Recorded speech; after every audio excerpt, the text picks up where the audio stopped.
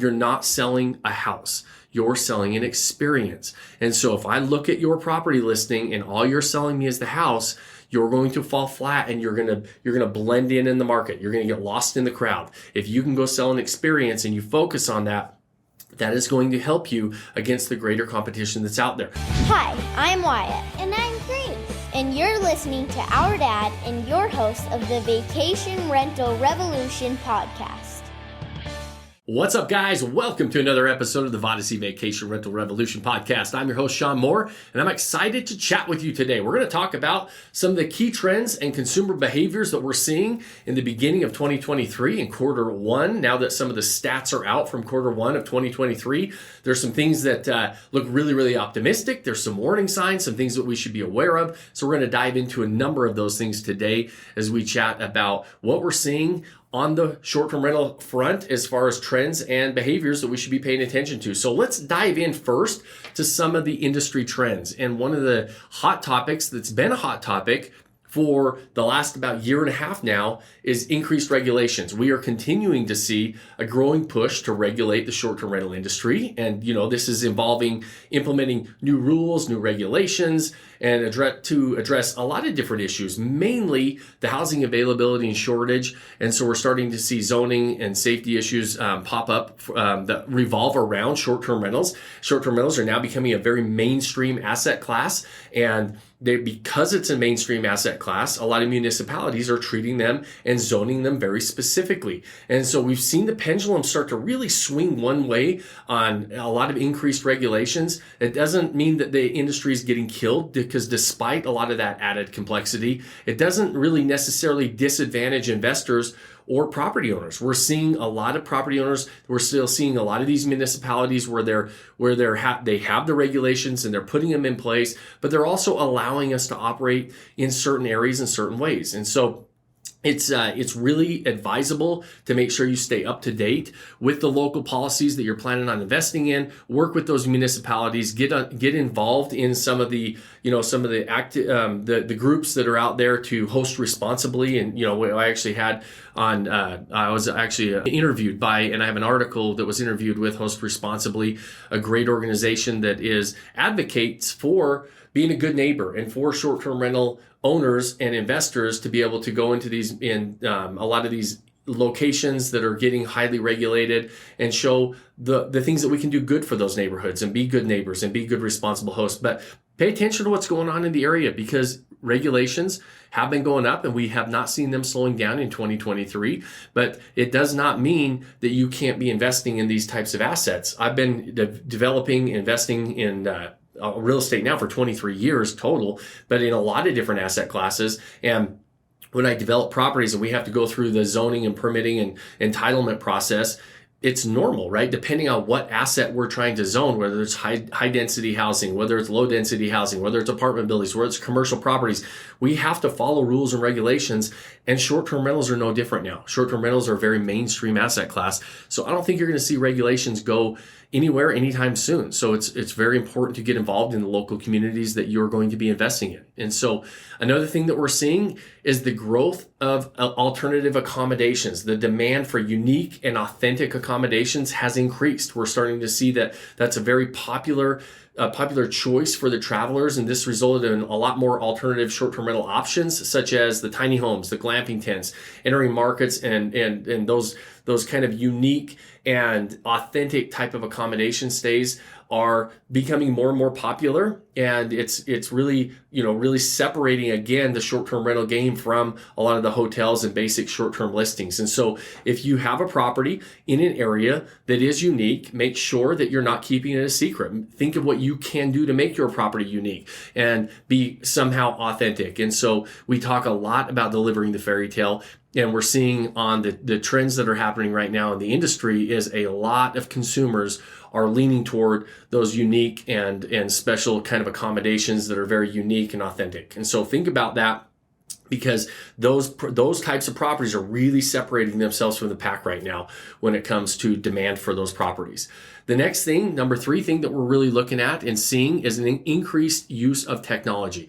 As this industry has grown, you guys, technology has played a significant role in really helping it become mainstream. And it continues. You see more and more investors in software companies and technology companies investing into the short-term rental game. It makes it a lot easier for hosts, for managers, for all of us, for the safety of the guest, for the ease of use when we go into our properties. A lot of different things are really, really great. And so pay attention to the technologies that are available out there coming on board. Always be on the lookout as technology continues to evolve in the short-term rental game, because there's a lot of really great tools hitting the market. And we've seen a lot of them in that first quarter of 2023 really start to gain some traction and be available to us as host managers and operators for our short-term rentals. And the next thing that we'll look at and talk about is an increased focus on sustainability. This is really interesting. Travelers are becoming more environmentally conscious, and there's a greater focus on sustainability in the short-term rental industry.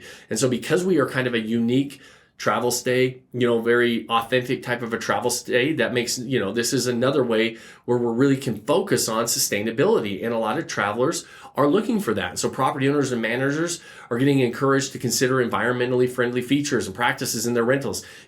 Electric car chargers, you might think about putting some of those in. They're becoming easier and easier to install, cheaper to install. And a lot of your guests, depending on where they're coming from, especially if you're next to a major urban market, a lot of people are going to be driving those electric cars and want somewhere to plug them in when they get to your property. And so think about all those things that can be that you can do to be kind of have some focus on sustainability. If you have the ability to do that, we encourage you to consider environmentally friendly features and practices in your rentals, because travelers are really, really liking it right now. And so it is something they're actually searching for and looking for. And we're starting to see, that's another trend that we're starting to see have a spike in the first quarter of 2023. So as an owner, as somebody getting into this game, it's very important to be able to consider that. The next thing is greater competition. That's no big secret. A lot of you in the game are feeling that, right? Supply has gone up. A lot of people have gotten into the short-term rental game, and it's become increasingly competitive. To stand out, you really need to differentiate yourself from the competition with those unique and compelling rental experiences. That's huge. That's the number one thing you can do to set yourself apart, is have a unique experience for your guests. When you have a lot of competition, understand what you're selling, right? I talk about this all the time.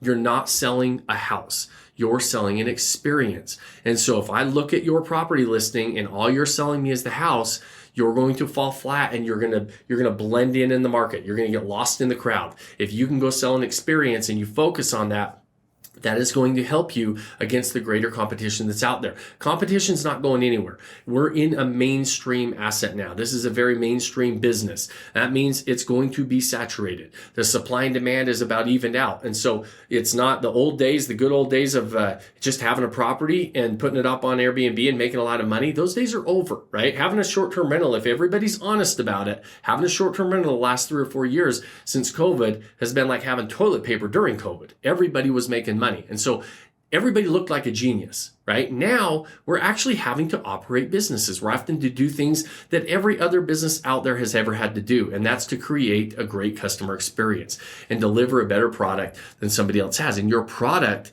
is not the house. Your product is the experience. House is part of it, but the actual product is the experience you can provide for your guest. And so make sure you're thinking about that to give those renters a compelling reason to book your property over somebody else's. And the next thing that is maybe a surprise to you is we're seeing continued growth. We continue to see growth in the short-term rental market. The dollars being spent in this game continue to go up. The consumers continue to say, hey, despite the economic challenges, the accommodation industry was predicted to be one of the least affected in this kind of economic downturn, and that is proving to be true. And we're seeing year-over-year growth in many areas that was even beyond and above predictions. And so the growth is there. It continues to be there. And so it's your job to figure out how to get your unfair share of that growth and of that business. And so as the industry is growing, property owners and managers are needing to keep up with and adapt to the changing market conditions. That's why we're talking about some of these things. And so when it comes to the industry trends, those 6 industry trends are increased regulations. We are seeing them continue to go up. We don't think they're going to go down.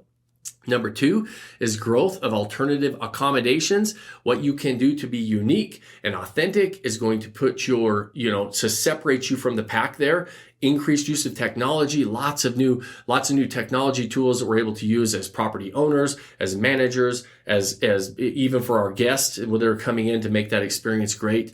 And then an increased focus on sustainability. We're seeing a lot more searches. It's not something I've really ever talked about too much and haven't seen that move the needle. It's something that people can do to separate themselves and have a unique experience. But we're actually seeing an increased focus on sustainability from the guests that are wanting to come in. So if you can do that as a host, think about what you can do there. Number 5, competition continues to go up. Supply continues to go up. People are still buying properties. I'm one of them. I keep buying properties. And so most of these markets feel very, very crowded. They feel crowded because most of you have not been in the game for a long term. When, I've been doing this since 2006. Even back then, they weren't nearly as crowded, but the demand wasn't there. So it was the supply and demand were still fairly equal. We just went through a period though, where supply dropped in COVID and demand skyrocketed. Everybody wanted to get away. And so that gap made it feel like there was no competition out there. Markets always adjust, and we have seen that they're adjusted. And so you have to do what you can do to create that unique experience and compel those guests that are looking for accommodations to come stay at your property above all else. And then number 6, the biggest surprise for a lot of people, especially from number 5, is when you're experiencing that greater competition, is sometimes you don't realize that this market continues to grow. The dollars being spent continue to go up. So it's your job to be able to go get your unfair share of that business. So now that's some of the industry trends. Let's talk about some of the consumer behavior patterns that we're seeing, right? And so what are the consumers doing? Or some behavior patterns that we should probably pay attention to as hosts that we're looking at. And so number 1, dominance of Airbnb. More than half of the global vacation rental inventory was listed solely on Airbnb. It means a lot of people are on Airbnb. There's a lot of demand on Airbnb, over half of it globally. In the US, Airbnb was even more dominant, with 73% of all properties estimated to be found on that site in 2023. So lots of properties, lots of demand, lots of eyeballs on Airbnb. You probably behooves you to make sure that you understand that platform, or your management company understand how to optimize that. And so we can talk about that in another time. But consumer behavior is there's a lot of people going there, a lot of people booking properties on Airbnb. Whether you like them, don't like them, you have your own opinion. I do as well. You probably shouldn't ignore Airbnb because it's a dominant player as the OTA in the US especially, and even globally now at 52% of properties are on there solely. Number 2 is consistent hosting. 4 in 5 hosts who listed on Airbnb are still doing so a year later. People are getting into this game, they're not getting out. And so that's indicating a really great degree of stability in this market, right? And so even though supply and demand have kind of caught up, demand continues to go up. So the supply, it can feel very competitive at times. If you don't know how to stand out in that crowded market, people are staying, people are sticking around. And so the hosts are, the 4 and 5 hosts are that listed a year later are still listed, still operating. Number 3 is the average stay duration. Stays on Airbnb and Vrbo are right about 4 to 4.5 days. Airbnb is 4.2, Vrbo is 4.4. If you take it down to booking.com, another big platform, they have slightly shorter average of 3.8, which makes sense. There's a lot of hotel rooms on booking.com. And it also makes sense with Airbnb and Vrbo. Vrbo tends to have larger properties overall on average. And so larger properties are usually going to have a little bit longer stays. But the average stay is still over 4 days. And so that's good. The average stay duration is staying fairly consistent at about 4 days and continue to go up a little bit. Booking lead time, we're averaging 41 days ahead of the stay. And so that's good. Vrbo bookings were made a little bit further in advance, averages of 66 and 71 days. Now, this is market wide. Every market's a little bit different. You want to make sure you dive into your own market and property size. Property size matters, which is why Vrbo has a little bit longer lead time. Vrbo tends to have larger properties. Larger properties have larger groups, have to plan more in advance. So next, we have an increase in booked nights. Booked nights were up 16% in quarter one of 2023 compared to a year ago, suggesting a rebound in travel and accommodation demand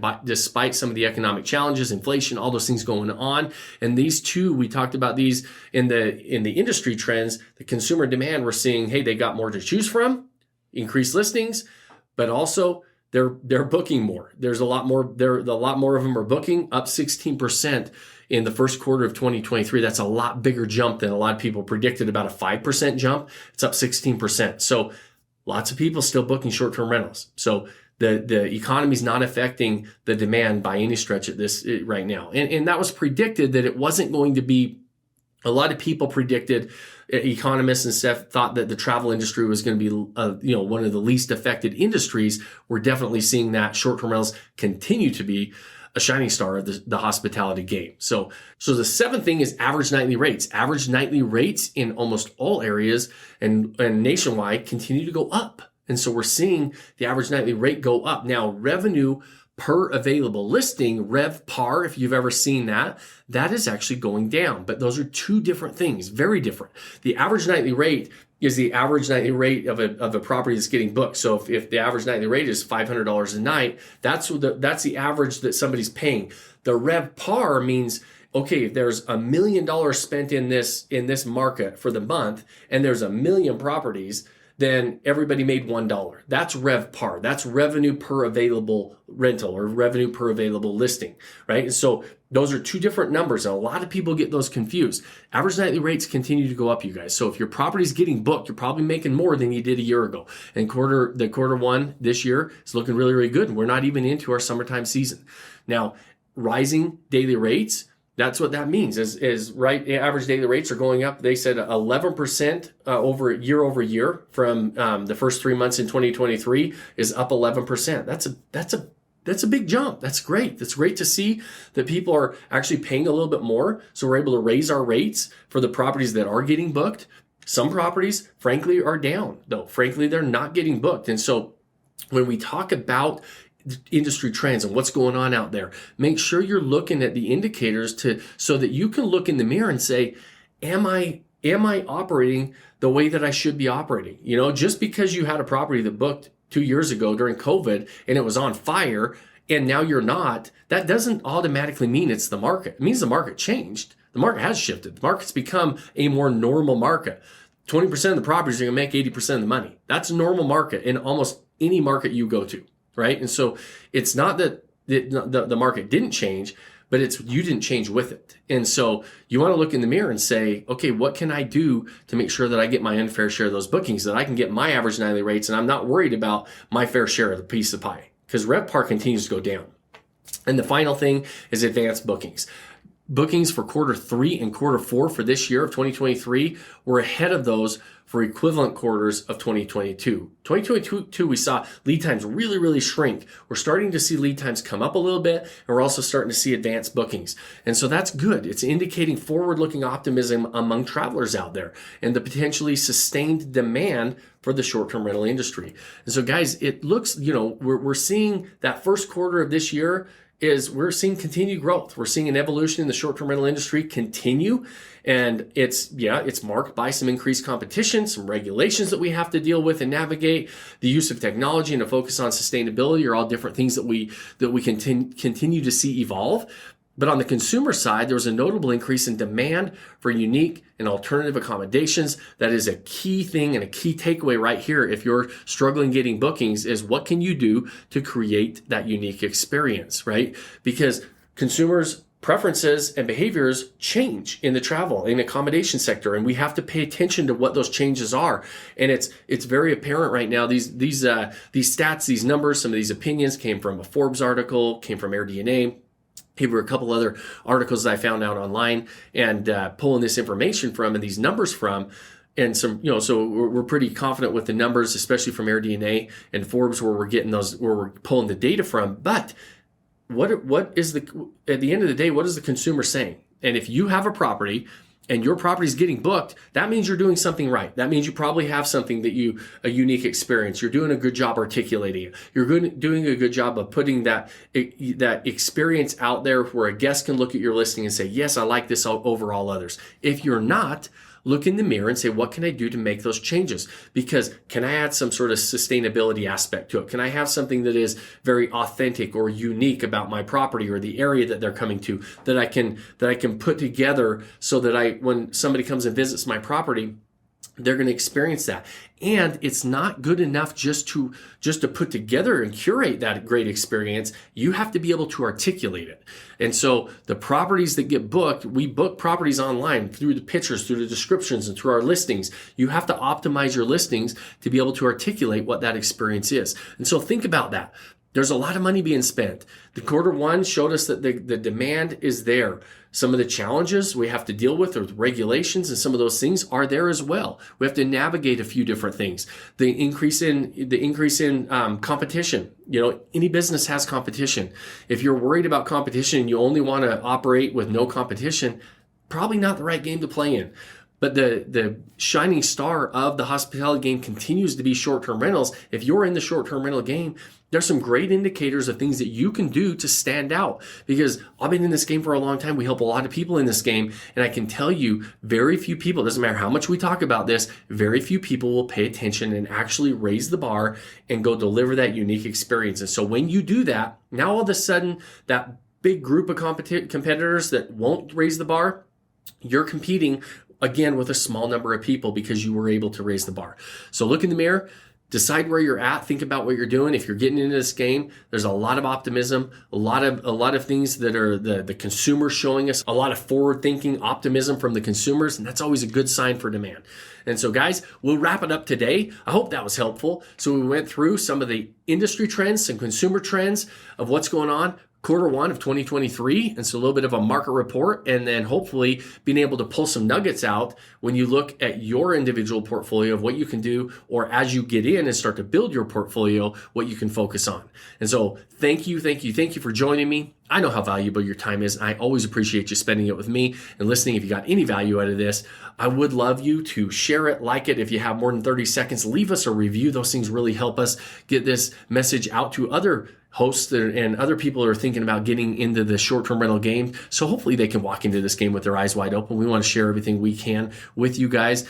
And as always, at the end of every episode, I always leave you guys with one challenge, and that is to go pick one thing you can do today to start building that life that you don't want to take a vacation from. Cheers, my friends. Thanks for joining us on this episode of the Vacation Rental Revolution podcast. Share this with other people you think need to hear about it. And don't forget to subscribe and leave us a review.